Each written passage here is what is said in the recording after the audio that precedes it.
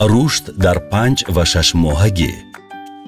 умед бениҳоят зуд рушд ва инкишоф мекунад. вай рӯз аз рӯз тағйир меёбад. вай ҳамагӣ 5 моҳа аст, аммо аллакай бо кӯмаки ҳадди ақал нишаста метавонад. вай сарашро мустақилона нигоҳ медорад ва қапидани пойҳояшро дӯст медорад. вай аксар вақт аз пояш ҷуробро кашида ба даҳонаш меандозад. вай бо чашмони калон ҳама чизро, ки дар атроф рӯй медиҳанд, мушоҳида мекунад. вай чеҳраҳои одамонро назорат мекунад ва суханро бо шавқ гӯш мекунад. ӯ ба бозичаҳояш даст дароз карда онҳоро мегирад ва аз як дасташ ба дасти дигараш мебарад. ҳангоми дар пушт хобидан кӯшиш мекунад ки ба шикамаш худро тоб диҳад. ҳангоми дар шикам хобидан сарашро баланд нигоҳ медорад ва мушоҳидаашро идома медиҳад. мехоҳад ки бо роҳҳои гуногун ӯро гиранд.